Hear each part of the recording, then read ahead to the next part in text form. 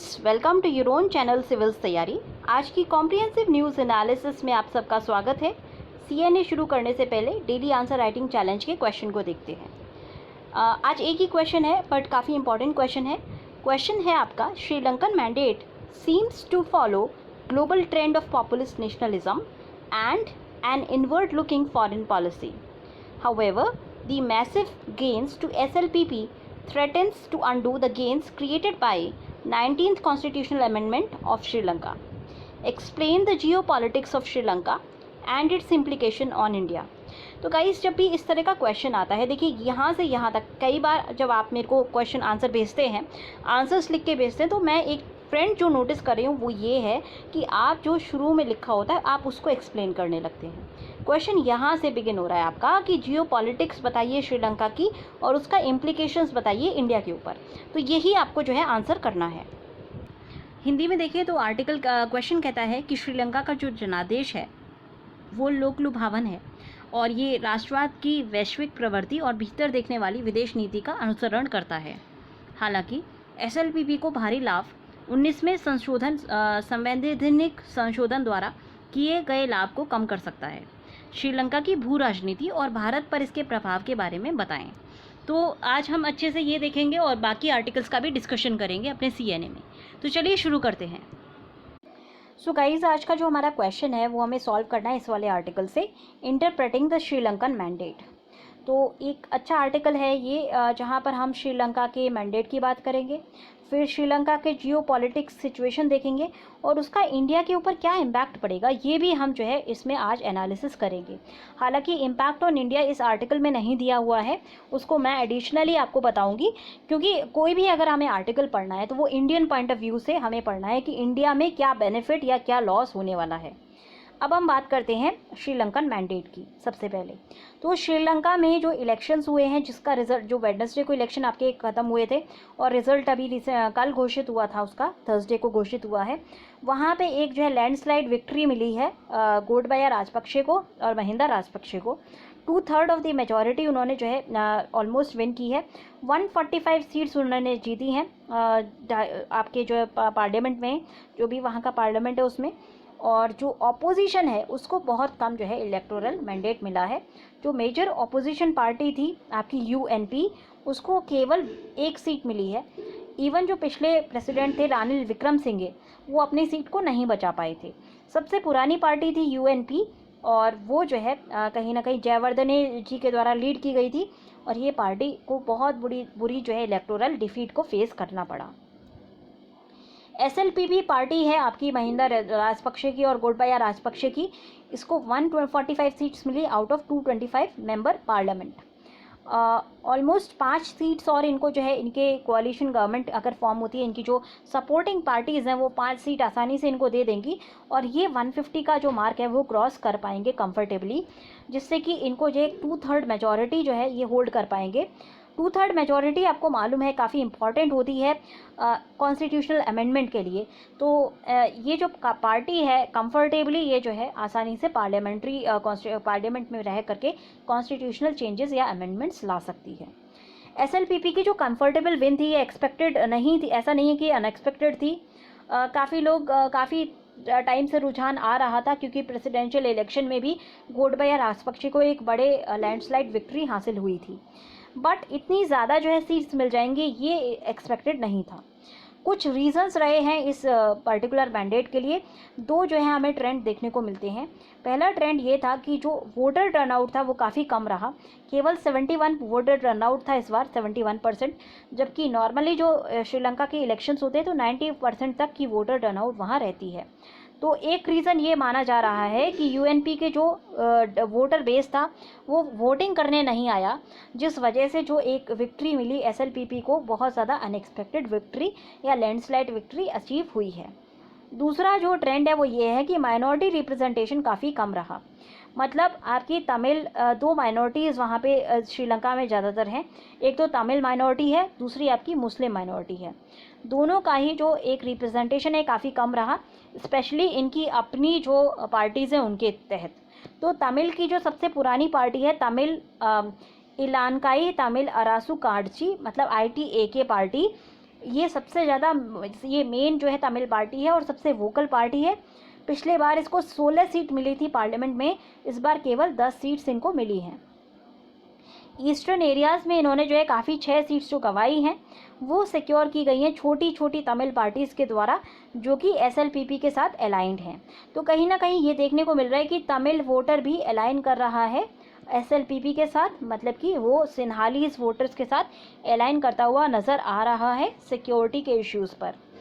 तो हम एक जो बड़ा मुद्दा उभर के सामने आया है वो है आपके फ्रेगमेंटेशन तमिल पॉलिटिकल रिप्रेजेंटेशन का। इसी तरह से सेम जो ट्रेंड हमें देखने को मिला वो मुस्लिम रिप्रेजेंटेशन में भी देखने को मिला है।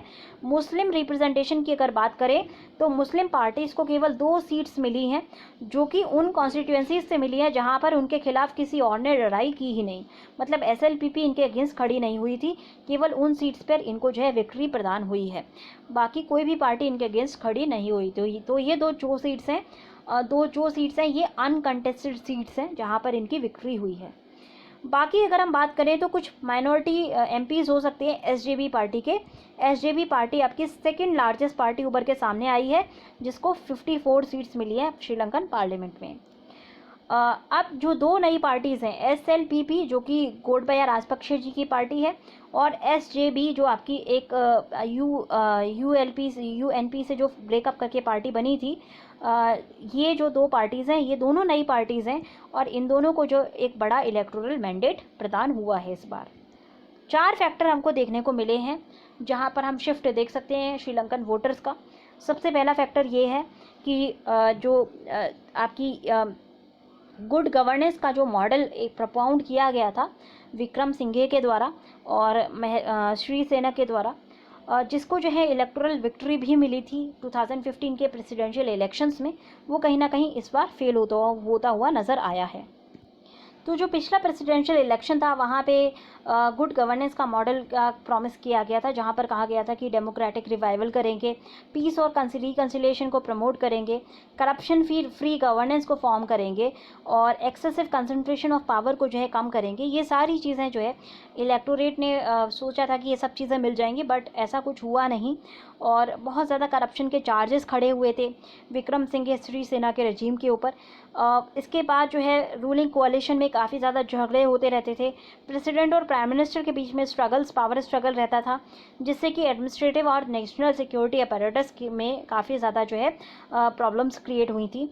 और ये मैनिफेस्ट हुआ था ईस्टर बॉम्बिंग के दौरान, जहाँ पर इवन इंडिया ने जो है इन्होंने एक्नॉलेज किया कि इंडिया ने एक जो है इंटेलिजेंस इनको प्रोवाइड भी की थी कि इस तरह की बॉम्बिंग हो सकती है, और ये इंटेलिजेंस फेलियर जो है श्रीलंका के द्वारा हुआ था। इंडिया की जो इंटेलिजेंस रिपोर्ट्स थी उनको इग्नोर किया गया और 200-250 लोगों की ऑलमोस्ट जान गई थी इस ईस्टर बॉम्बिंग के दौरान, जो कि एक बहुत बड़ा जो है लैप्स था विक्रमसिंघे और श्री सेना की गवर्नमेंट के द्वारा। तो रेजिम जो है उसके अलावा रेजिम जो है 19th कॉन्स्टिट्यूशनल अमेंडमेंट को भी अच्छे से डिफेंड नहीं कर पाया था, जो कि काफ़ी इंपॉर्टेंट और काफ़ी बड़ा जो है प्रोग्रेसिव स्टेप था श्रीलंका की गवर्नेंस में। 19th कॉन्स्टिट्यूशनल अमेंडमेंट एक्ट की बात कई बार होती है, क्या था इसमें 19th कॉन्स्टिट्यूशनल अमेंडमेंट एक्ट के तहत जो एक चेक्स एंड बैलेंसेस जो है लाने की कोशिश की गई थी प्रेसिडेंट के ऊपर। ये कहा गया था कि प्रेसिडेंशियल टर्म जो है 2 टर्म से ज़्यादा नहीं हो सकता, मीन्स कोई भी प्रेसिडेंट ऑफिस को 2 टर्म से ज़्यादा होल्ड नहीं कर सकता है। पहला ये लाया गया था। दूसरा चीज़ क्या थी कि वहाँ पर जो है लेजिस्लेटिव अथॉरिटी और एग्जीक्यूटिव अथॉरिटी के ऊपर जो जुडिशियल चेक्स को इनकलकेट करने की कोशिश की गई थी 19th कॉन्स्टिट्यूशनल अमेंडमेंट एक्ट के तहत, जो कि काफ़ी इंपॉर्टेंट अमेंडमेंट है श्रीलंकन कॉन्स्टिट्यूशन का।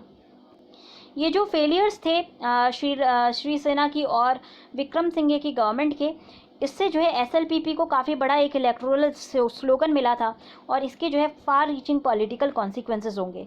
सबसे पहला कॉन्सिक्वेंस ये है कि एक नया जो है पॉलिटिकल ऑल्टरनेटिव श्रीलंका में उभर के सामने आया है, जहां पर स्ट्रॉन्ग लीडरशिप की बात की जाती है, स्ट्रॉन्ग गवर्नमेंट की बात की जा रही है, strong administrative and military efficiency की बात की जा रही है।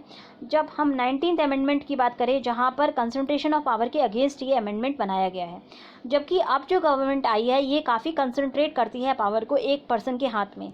तो ये हमने देखा कि जो इलेक्टोरल चेंज है वो स्ट्रॉन्ग लीडरशिप के हाथ में जा रहा है, जहां पर सेंट्रलाइजिंग टेंडेंसी है और रिड्यूस्ड चेक्स एंड बैलेंसेस हैं।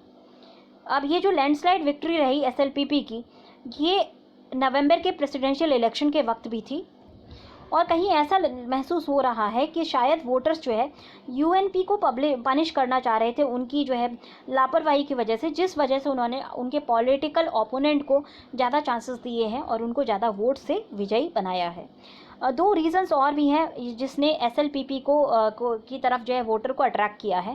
पहला रीज़न ये था कि ये जो वोट पार्टी है पर्टिकुलर, ये राजपक्षा फैमिली के द्वारा होल्ड की गई है, जो कि काफ़ी पावरफुल है पॉलिटिकल सिनेरियो में।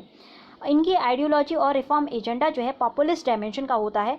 ये Sinhalese identity, Sinhala Buddhist identity, Sinhalese patriotic identity को वियर करते हैं, और ये जो है मेजॉरिटीनिज्म को, मेजॉरिटी को और पॉपुलिस्ट मेजर्स को जो है इम्प्लीमेंट करते हैं, जो कि वहाँ की बुद्धिस्ट जो कम्युनिटी है उसके साथ रेजोनेट करती है। सिन्हाली सोसाइटी के साथ ये जो इनकी पॉपुलिस्ट मेजर्स हैं ये रेजोनेट करते हैं, जिस वजह से इनको जो है काफ़ी ज़्यादा विक्ट्री मिली है across all the sections of Sinhalese community. SLPP का जो रिटॉरिक है इकोनॉमिक और एंटी वेस्टर्निक नेशनलिज्म के ऊपर है, और साथ साथ ये जो है वेलफेयर स्टेट के एलिमेंट को वापस लाने की बात करते हैं, जो कि पुअर और मिडिल क्लास को अट्रैक्ट करता है इस पार्टी की तरफ। इसके अलावा इनकी जो न्यू लिबरल पॉलिसीज़ हैं वो जो उन्होंने जो है उनको भी अट्रैक्ट करती हैं, उन पार्टीज़ को भी अट्रैक्ट करती हैं जो कि थोड़े से नीचे तबके से बिलोंग करते हैं। फिर जो एक सोशल डिस्कंटेंट था एक स्लगिश इकॉनमी की वजह से, उसको भी दूर करने की बात की गई है थ्रू डेवलपमेंटल एजेंडा, जिस वजह से इनको वोटिंग पैटर्न ज़्यादा मिला है। तो ओवरऑल अगर हम देखें तो यहाँ पे एक जो यहाँ पे इन्होंने अपना कैंपेन बनाया वो डेट क्राइसिस के ऊपर, पॉपुलिज्म और डेवलपमेंटलिज्म के ऊपर बनाया है। साथ साथ इंटरनेशनल और नेशनल पॉलिटिकल स्टेबिलिटी और नेशनल सिक्योरिटी की बात की गई है, जो काफ़ी एल्योरिंग होता है, जो काफ़ी जो है वोटर्स को अट्रैक्ट करता है। दो और रीज़न्स रहे जिस वजह से जो है विक्ट्री राजपक्षे के पक्ष में गई। पहला रीज़न रहा कि इन्होंने जो पैंडेमिक की हैंडलिंग की है बहुत अच्छे से की। पैंडेमिक जो है इंडिया के इतना पास होने के बावजूद भी और एक टूरिस्ट हब होने के बावजूद भी श्रीलंका में पैंडेमिक बहुत कंट्रोल्ड रहा, क्योंकि वार फुटिंग पे जो है पैंडेमिक को कंट्रोल किया गया था। उसका जो हेल्थ इंफ्रास्ट्रक्चर है काफ़ी अच्छा है श्रीलंका का। उसके अलावा जो एक कंट्रोल मेजर्स थे, सोशल डिस्टेंसिंग थी, ये सब बहुत अच्छे से प्रमोट की गई, जिसका सीधे सीधे इम्पैक्ट पड़ा वहाँ पे पैंडेमिक के कंट्रोल मेजर्स पे।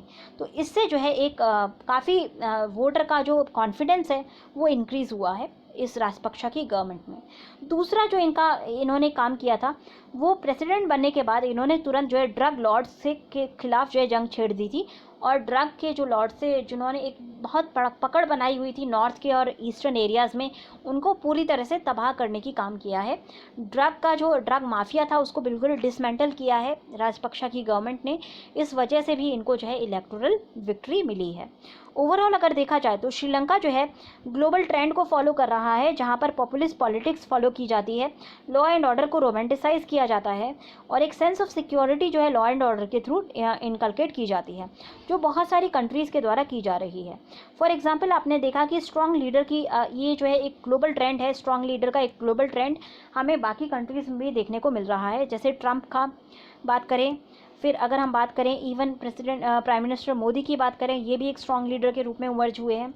रशिया में आप पुतिन की बात करेंगे, फिलीपींस में दुतराते की बात करेंगे, और इसी तरह से अगर हम ब्राज़ील की बात करें, जेयर बोल्सोनारो की बात करें, या फिर अगर हम बात करें टर्की के रेसिप तैयब अर्दोगन की, तो ये सारे जो है स्ट्रॉन्ग लीडर्स हैं, जहाँ पर ये अपनी नेशनल सिक्योरिटी को सबसे ज़्यादा इम्पोर्टेंस देते हैं, और इनकी जो फॉरेन पॉलिसीज़ होती है, इनवर्ड लुकिंग फॉरेन पॉलिसीज़ होती है।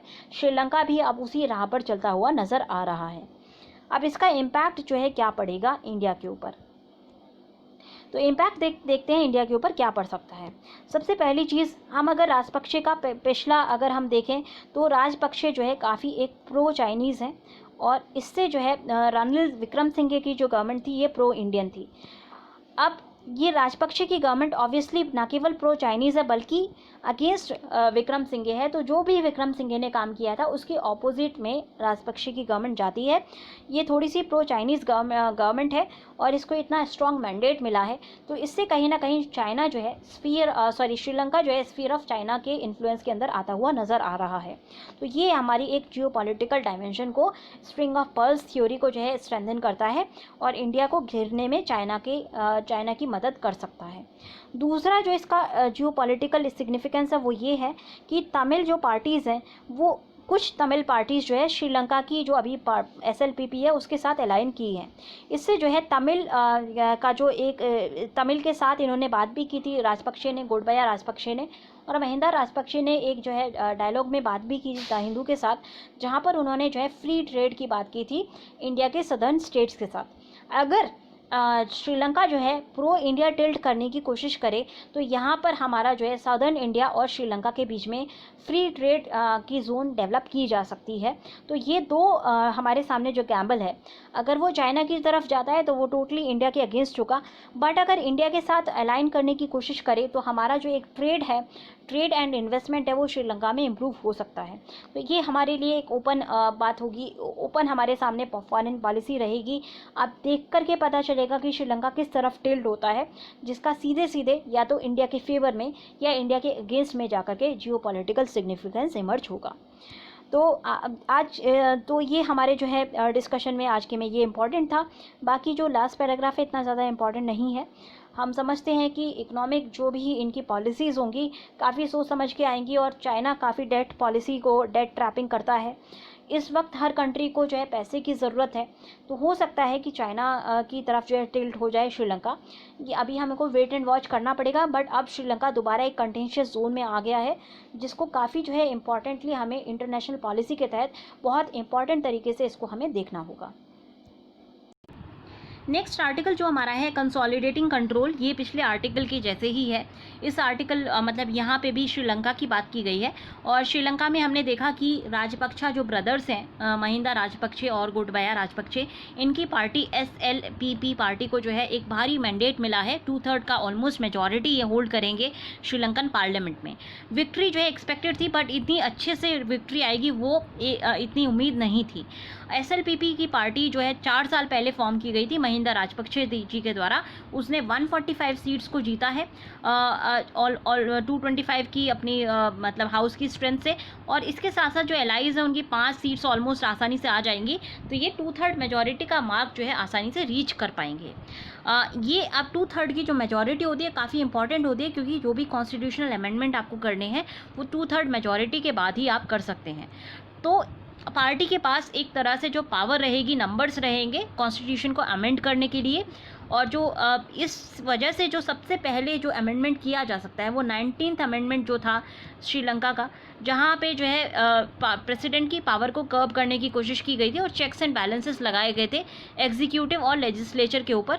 इनको जो है अंडू करने की कोशिश की जाएगी, क्योंकि ये काफ़ी जो है मिलिट्री तरह का रेजीम है। राजपक्षा फैमिली जो है एक स्ट्रॉन्ग लीडर में बिलीव करती है, तो ये जो अमेंडमेंट है ये कहीं ना कहीं कम किया जा सकता है। मेजॉरिटियन नेशनलिज्म एक रीज़न रहा पार्टी को जो है पार्टी को पावर में आने के लिए, जो कि हमने पिछले आर्टिकल में भी देखा था। और लोग जो है मतलब चाह रहे हैं कि उनको डेट रिलीफ मिले, डेवलपमेंट हो। उसके साथ साथ जो करप्शन के चार्जेस रहे पिछली गवर्नमेंट के ऊपर, मैत्रीपाला श्रीसेना की और रनिल विक्रमसिंघे की जो गवर्नमेंट थी, उसने भी कहीं ना कहीं एक जो पक्ष है महिंदा राजपक्षे जी का वो स्ट्रॉन्ग किया है। पिछली गवर्नमेंट में काफ़ी जो है लड़ाइयाँ होती रहती थी, करप्शन के एलिगेशंस थे, वो इकनॉमी को जो है वीकन कर दिया था। और सबसे बड़ा जो उनका सबसे बड़ा जो फेलियर था वो ईस्टर बॉम्बिंग्स का फेलियर था, जिस वजह से 250 लोग ऑलमोस्ट मारे गए थे। UNP एक मासिव स्प्लिट को सफ़र किया था इस पूरे इंसिडेंट्स के बाद, और वहाँ पे जो है सजित प्रेमदासा की लीडरशिप के अंडर UNP जो है ब्रेकडाउन हो गई थी, और रानिल विक्रमसिंघे की जो गवर्नमेंट है काफ़ी वीक हो चुकी है। Ranil Wickremesinghe as such political obscurity में चले गए हैं श्रीलंका के अंदर, और सिर्फ एक सीट जो है यूएनपी पार्टी जीत पाई। इवन रानिल विक्रमसिंघे अपनी सीट को नहीं बचा पाए थे। श्रीलंका की अगर हम बात करें तो श्रीलंका का लेजिस्लेचर काफ़ी पेक्यूलियर है। यहाँ पे 2 पोस्ट इंडिपेंडेंस पार्टीज़ देखने को मिली हैं। यूएनपी की प्रेजेंस एकदम कम हो गई है, एसएलएफपी की प्रेजेंस भी ऑलमोस्ट कम हो गई है। बाकी जो मेजर पार्टीज़ आई हैं एसएफपी और एसएलपीपी, ये दोनों नई पार्टीज़ हैं। श्रीलंका का जो एक विन रही एसएलएफपी की, वो इसलिए थी क्योंकि इन्होंने एक मासिव जो है पब्लिक हेल्थ इंफ्रास्ट्रक्चर को क्रिएट किया, जो कि एनफोर्स किया, जिसने जो है अच्छे से लॉकडाउन को एनफोर्स किया था और कोरोना वायरस के स्प्रेड को कंटेन किया था, जो कि गोटबाया जी के पक्ष में गया। तमिल माइनॉरिटी भी कहीं ना कहीं एक रियलिस्टिक जो है अब पॉलिटिक्स की तरफ बढ़ रही है, और नेशनलिस्टिक वोटिंग पैटर्न उनका जो है चेंज हुआ है। वो सिन्हालीज के साथ काम करने के लिए तमिल्स जो है तैयार होते हुए नज़र आ रहे हैं, क्योंकि 2 तमिलियन पार्टीज़ जो है एसएलएफपी को सपोर्ट कर रही हैं। रिजल्ट ये होगा कि डेवलपमेंट प्लान पे के ऊपर फोकस ज़्यादा होगा, और जो पॉलिटिकल सॉल्यूशंस होंगी वो थोड़ी सी हो सकता है कि इल्यूसिव रहे। हो सकता है कि 19th अमेंडमेंट को अभी तुरंत टच ना करे गवर्नमेंट, और अपने एंड के आसपास जो है इसको टच करे, क्योंकि अभी जो मेजर थ्रस्ट रहेगा गवर्नमेंट का वो इकोनॉमिक डेवलपमेंट के ऊपर रहेगा।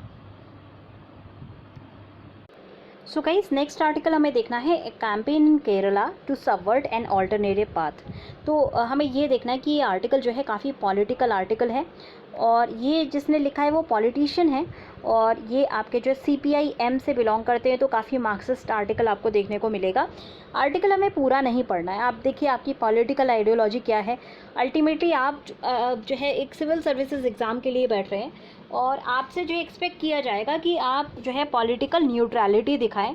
तो ऐसे में आप क्योंकि गवर्नमेंट सर्वेंट हैं होंगे, तो आपको गवर्नमेंट की जो लाइंस है उसी के अकॉर्डिंग जो है बात करनी होगी। तो इसलिए हम जो है कोई भी पॉलिटिकल फ्रंट बीच में नहीं लाएंगे कि बीजेपी ने ये कर दिया या कांग्रेस ने ये कर दिया। ऐसा हमें कुछ भी जो डिस्कोर्स है वो डिस्कशन उसका नहीं करना है। अब ये आर्टिकल क्यों हमें पढ़ना चाहिए? यूजुअली आपने देखा होगा कि जो पॉलिटिकल आर्टिकल्स होते हैं मैं उन्हें छोड़ देती हूँ, बट ये आर्टिकल मैं क्यों डिस्कस कर रही हूँ, इसका रीज़न ये है कि इस आर्टिकल में से हम कुछ पॉइंट्स को पिकअप करेंगे, और उन पॉइंट्स को हम आप उसको यूज़ कर पाएंगे अगर कोई भी क्वेश्चन आता है केरला मॉडल ऑफ गवर्नेंस का, और अगर नहीं भी आता है तब भी आप उसको यूज़ कर सकते हैं इन केरला मॉडल ऑफ गवर्नेंस।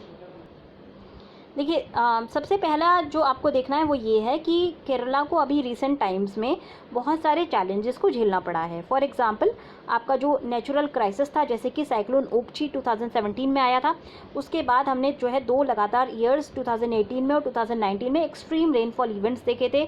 हमने जो है बहुत डेडली फ्लड्स देखे थे। इवन 2020 में अभी भी जो है लैंडस्लाइड्स हो रही हैं मुन्नार रीजन में, और इडुक्की डिस्ट्रिक्ट में बहुत ज़्यादा जो है फ्लडिंग हो चुकी है। वहाँ पर वेनाड में काफ़ी फ्लडिंग हो रही है। तो फ्लड्स जो है काफ़ी 2-3 साल से फ्रीक्वेंट आ रहे हैं, जो कि काफ़ी ज़्यादा डिस्ट्रक्शन क्रिएट करते हैं केरला की इकोनॉमी को। उसके अलावा हमने देखा था कि मड स्लाइड्स भी जो है अकर कर रही हैं केरला में। फिर हम अगर हेल्थ फ्रंट की बात करें तो पूरे इंडिया को जहां कोविड से जूझना पड़ रहा है, वहां केरला को कोविड से पहले निपा वायरस से भी जूझना पड़ा था, जो कि एक बहुत बड़ी हेल्थ इमरजेंसी के रूप में इमर्ज होकर आया था। उसके अलावा जो है ये सारे हमारे कुछ चैलेंजेस हैं जो केरला को फेस करने पड़े हैं। तो अगर कोई भी स्टेट है उसको जो है यूनिक चैलेंजेस फेस करने पड़ते हैं। ये कुछ केरला के चैलेंजेस हमारे सामने आए हैं। अब अगर हम ग्रोथ की बात करें तो ग्रोथ जो है डिस्पाइट ये सारे चैलेंजेस के बावजूद भी जो ग्रोथ थी केरला के अंदर वो काफ़ी जो है अच्छी रही है। पिछले 5 सालों में जो इकोनॉमी का GSDP जो ग्रो कर रही है वहाँ की 7.2% से ग्रो कर रही है, जो कि अपने आप में अच्छी फिगर है। ये नेशनल एवरेज से ज़्यादा है। फिर अगर हम बात करें प्रीवियस गवर्नमेंट्स की, तो प्रीवियस टाइम में प्रीवियस गवर्नमेंट में 4.9% की ग्रोथ थी, जिसको अभी 7.2% ला के खड़ा कर दिया गया है, जो कि अपने आप में एक अचीवमेंट माना जाएगा प्रेजेंट गवर्नमेंट का। ऐसा क्यों हुआ? क्योंकि प्रो पीपल पॉलिसीज़ जो है केरला में अप्लाई की गई हैं। अब क्या क्या पॉलिसीज़ हैं जिनको बाकी स्टेट भी इवैल्यूएट कर सकते हैं? For example states like Bihar, state like UP जो कि इस वक्त काफ़ी बड़ी, या फिर उड़ीसा जो कि इस वक्त काफ़ी बड़ी नीड में है कि वो इकोनॉमी को रिवाइव कर सकें, तो वो कुछ लेसन्स लर्न कर सकते हैं केरला की इकोनॉमिक ग्रोथ से।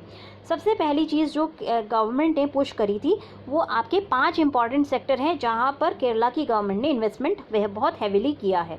तो कोई भी भी स्टेट का आता है या सेंटर का भी आता है। आप यहाँ से याद रखें कि हमें जो है 5 सेक्टर्स में अगर हम अच्छे से इन्वेस्टमेंट करते हैं तो रिटर्न्स आज नहीं तो कल आएंगे ही आएंगे, और हमारी जो ग्रोथ है वो डेफिनेटली बेटर होगी। तो कौन से वो 5 सेक्टर हैं जहाँ पे हमें इन्वेस्टमेंट करना चाहिए इंडिया के हिसाब से? सबसे पहला सेक्टर है एग्रीकल्चर का। इंडिया एक एग्रीकल्चरल इकोनॉमी है, तो हमें जो है जब तक हम एग्रीकल्चर में इन्वेस्टमेंट नहीं करेंगे, हम ग्रोथ को जो है पीपल्स ग्रोथ के रूप में नहीं देख पाएंगे, इनइक्वालिटीज़ बढ़ेंगी। तो एग्रीकल्चर जो है इक्विटेबल ग्रोथ के लिए काफ़ी इंपॉर्टेंट है, और इक्विटेबल ग्रोथ के लिए हमें इन्वेस्टमेंट जो है एग्रीकल्चर में करना चाहिए। दूसरा, आपको पब्लिक सेक्टर इंडस्ट्री के अंदर इन्वेस्टमेंट करना चाहिए। हालांकि हाल फिलहाल में जो एक पॉलिसी आ रही है जहाँ पे हम डिसइन्वेस्टमेंट कर रहे हैं, बट अगर हम पब्लिक सेक्टर इंडस्ट्रीज़ में इन्वेस्ट करके उसको प्रॉफिटेबल बनाते हैं तो उससे जो है वीकेस्ट सेक्शन ऑफ सोसाइटी को एम्प्लॉयमेंट मिलता है, और एक हमारी जो इकोनॉमी है वो थोड़ी सी लाइन पे आ पाती है। तो हमें दूसरा इन्वेस्टमेंट करना चाहिए पब्लिक सेक्टर इंडस्ट्रीज़ में। तीसरा, हमेशा जो बहुत इंपॉर्टेंट चीज़ होती है वो सोशल सिक्योरिटी सेक्टर होता है। कोई अगर ऊंच नीच हो जाए तो सोशल सिक्योरिटी जो है गवर्नमेंट को प्रोवाइड करनी चाहिए, जिससे कि वल्नरेबल सेक्शन जो है प्रोटेक्टेड रहें। चौथा हमारा स्कूल एजुकेशन है, और पांचवा हमारा इंफ्रास्ट्रक्चर सेक्टर है। तो ये 5 सेक्टर हैं जहाँ पे हमें हमेशा फोकस करना है, जो हम हमेशा अपने प्रेस्क्रिप्शन में दे सकते हैं। एजुकेशन हो गया, आपका जो है एग्रीकल्चर हो गया, फिर आपका इंफ्रास्ट्रक्चर हो गया, पब्लिक सेक्टर एंटरप्राइजेस हो गए, और आपका जो सोशल सिक्योरिटी होगा। ये 5 सेक्टर आपको याद रखने हैं। अब केरला ने कैसे इन्वेस्टमेंट किया? सबसे पहला, अगर एग्रीकल्चर की बात करें तो केरला ने मॉडर्नाइजेशन करने की कोशिश की है एग्रीकल्चर में साइंटिफिक फार्मिंग के थ्रू। उसके लिए उसने 3,860 करोड़ का सुभिक्षा केरलम प्रोग्राम जो है चालू किया था, जो कि अभी पोस्ट कोविड रिकवरी के लिए भी काफ़ी इम्पॉर्टेंट कॉम्पोनेंट रहेगा। इस इन्वेस्टमेंट के थ्रू क्या एम है केरला की प्रोजेक्ट का? ये जो है फूड प्रोडक्शन को ब्रोडेन करेंगे और इंटेंसिफाई करेंगे। Agriculture, animal resources, dairying, fisheries, development of water resources, cooperation and value addition through industrial production, ये सारी चीज़ें की जाएंगी। मतलब contract farming, industrial farming for industrial production, food processing, इन सब चीज़ों पे केरला ने अच्छे से खर्च किया, जिसका बेनिफिट्स हमें देखने को मिल रहा है, क्योंकि केरला में प्लांटेशन इकोनॉमी भी काफ़ी ज़्यादा है, जिससे कि डायरेक्ट जो है कैश क्रॉप्स के थ्रू डायरेक्ट बेनिफिट जो है इकोनॉमी में होता है। दूसरा, अगर हम बात करें तो इकोनॉमिक प्लानिंग की, अगर हम बात करें तो जो एक पॉपुलर प्लानिंग है इस वक्त वो डिसइन्वेस्टमेंट की तरफ है। केरला की अगर आप पब्लिक सेक्टर एंटरप्राइजेस की बात करें तो पिछले गवर्नमेंट के अंडर उनमें जो लॉसेस थे वो क्यूमुलेटिव लॉसेस 213 करोड़ के थे, जिनको टर्न अराउंड करके केरला की गवर्नमेंट ने 106.91 करोड़ का प्रॉफिट जो है पोस्ट किया है, जो अपने आप में काफ़ी बड़ा अचीवमेंट है। 5 साल के अंदर अगर केरला की गवर्नमेंट 213 करोड़ का जो लॉस है वो 106 करोड़ के प्रॉफिट में कन्वर्ट कर सकती है, तो कोई भी गवर्नमेंट जो है पब्लिक सेक्टर एंटरप्राइजेस को प्रॉफिटेबल बना सकती है। हमें जो है इसको केस स्टडी के रूप में देखना चाहिए, और यहाँ से लेसन्स लर्न करके बाकी स्टेट्स में भी अप्लाई करने चाहिए। तीसरा जो सेक्टर जहाँ पे केरला ने फोकस किया था वो सोशल सिक्योरिटी सेक्टर है और वेलफेयर पेंशन्स थे। इसमें जो है केरला की गवर्नमेंट ने 58.5 लाख लोगों को लाइवलीहुड प्रोविजन प्रोवाइड किया। उसके अलावा हाउसिंग फॉर ऑल के तहत 2.5 लाख हाउसेस जो है बना के दिए हैं, और ये सारा कंडक्ट कराया गया था livelihood inclusion and financial empowerment mission, that is life mission के थ्रू ये कंडक्ट कराया गया था। फिर तीसरी चीज़ क्या है, केरला एक यूनिक स्टेट है जहाँ पे 5 लाख जो स्कूली बच्चे हैं वो प्राइवेट स्कूल से निकल के और सरकारी स्कूलों में उन्होंने एडमिशन लिया, क्योंकि स्कूल एजुकेशन को बहुत इम्प्रूव किया है केरला गवर्नमेंट ने। अभी आप देख भी रहे होंगे कि दूरदर्शन के थ्रू जो केरला की गवर्नमेंट है वो डायरेक्ट टू होम बच्चों की एजुकेशन कंडक्ट करा रही है इस पैंडेमिक के वक्त भी। तो ये एक बहुत बड़ा लेसन है जो ऑल ओवर द इंडिया हमें लर्न करना चाहिए, क्योंकि एजुकेशन के बिना हम अपनी इकनॉमी को जो है प्रमोट नहीं कर सकते। आज की इकॉनमी नॉलेज बेस्ड इकॉनमी है, इसलिए एजुकेशन पे एक बड़ा फोकस करना काफ़ी इंपॉर्टेंट है। नेक्स्ट जो हमारा सेक्टर है जहाँ पे हम स्पेंड कर सकते हैं वो है हमारा infrastructure project, infrastructure sector. Infrastructure में भी केरला ने 50,000 करोड़ का इन्वेस्टमेंट किया है through Kerala infrastructure investment fund board KIIFB। यहाँ पे इसके तहत जो है 3 प्रोजेक्ट्स लिए गए थे। पहला हिल हाईवे का इन्वेस्टमेंट किया गया था, हिल हाईवे कंडक्ट कराया गया था जो कि हिली डिस्ट्रिक्ट में हाईवे का कंस्ट्रक्शन किया गया है, जो कि अभी अंडर वे है, अंडर प्रोग्रेस है। दूसरा कोस्टल हाईवेज, कोस्टल एरियाज़ को कनेक्ट करने के लिए कोस्टल हाईवे को बनाया गया है, जो कि बहुत अच्छा, बहुत शानदार कोस्टल हाईवे बनाया गया है। काफ़ी जो है लंबे चौड़े रोड्स है, सीधे सीधे केरला को वो कनेक्ट करने की कोशिश करते हैं बाकी कोस्टल स्टेट से भी। फिर उसके अलावा जो तीसरा प्रोजेक्ट है वो हाई स्पीड रेलवे प्रोजेक्ट है, जिसका काम अभी कंप्लीट हो चुका है और वो ख़त्म होने मतलब चालू होने वाला है। और चौथा नेशनल हाईवे भी अपने फाइनल स्टेज में है। पांचवा जो इंफ्रास्ट्रक्चर प्रोजेक्ट किया गया वो गेल की पाइपलाइन को रियलिटी में कन्वर्ट कर दिया गया है। तो ये जो प्रोजेक्ट्स हैं इन सबको जो है टेक्निकल एक्सपर्टाइज़ की ज़रूरत थी, और ये टेक्निकल एक्सपर्टाइज़ एकदम जो है एक ट्रांसपेरेंट मैनर में प्रोवाइड की गई है इंटरनेशनल और नेशनल एजेंसीज़ के द्वारा एज़ पर दी रेलेवेंट इंटरनेशनल स्टैंडर्ड्स। तो ये आपको जो है देखना है केरला के मॉडल में, जिसको आप अपने आंसर में इंक्लूड कर सकते हैं। बस इतना ही हमें इस आर्टिकल से पढ़ना है, बाकी कुछ भी रेलेवेंट नहीं है, बाकी सब जो है आपका पॉलिटिकल रिटोरिक है। सो गाइज नेक्स्ट आर्टिकल हमें देखना है अलर्ट अमिड अनसर्टेनिटी। ये आर्टिकल कहता है कि आरबीआई ने अभी जो इंटरेस्ट रेट को कम मतलब अभी कुछ नहीं किया है, कम नहीं किया है, ये इसलिए है क्योंकि वो थोड़े से कंसर्न्स को रेज कर रहा है इन्फ्लेशन को लेकर के। तो आरबीआई काफ़ी प्रूडेंटली हमेशा काम करता है, ये हमने काफ़ी देखा है, काफ़ी सोच समझ के आरबीआई के एक्शंस होते हैं, और इस वक्त भी आरबीआई ने काफ़ी प्रूडेंटली काम किया है, क्योंकि एक अनप्रेसिडेंटेड शॉक हुआ है इकोनॉमी को पैंडेमिक की वजह से, और इकोनॉमी काफ़ी स्ट्रेस्ड है। इसीलिए आरबीआई ने अपनी लेटेस्ट मॉनेटरी पॉलिसी में इन्फ्लेशन को ध्यान में रखते हुए रेट्स को के साथ छेड़छाड़ नहीं की है। अगर हम अभी फ़िलहाल प्राइसेस की बात करें तो काफ़ी अनसर्टेनिटीज़ हैं प्राइसेस में। जून का जो सीपीआई है मतलब कंज्यूमर प्राइस इंडेक्स है, उसकी इन्फ्लेशन रीडिंग 6.1% थी, जो कि हमारे इन्फ्लेशन टारगेटिंग 4+-2% के आसपास जो है लाई कर रहा है। थोड़ा सा मतलब 6% से थोड़ा सा ज़्यादा है, तो ये हमारी शॉर्ट टर्म जो इन्फ्लेशन टारगेटिंग है उसके भीतर ही हम देख सकते हैं। मीडियम टर्म जो हमारा गोल इवन है वो भी आपका 4+-2% का रहता है, जो कि इस फूड प्राइसेस और बाकी जो कॉस्ट पुश प्रेशर्स होते हैं उसकी वजह से बढ़ सकते हैं। तो ये जो टारगेटिंग, आप इसके बियॉन्ड अगर इन्फ्लेशन ज़्यादा जाता है तब थोड़ा सा जो है आरबीआई को सोचना पड़ेगा कि अब हम किस तरह के मेजर्स लगाएं कि इन्फ्लेशन को हल्का सा कम किया जा सके। अगर हम बात करें अपने वोटिंग स्टैंस की तो काफ़ी अकोमोडेटिव पॉलिसी स्टैंस की तो काफ़ी अकोमोडेटिव था।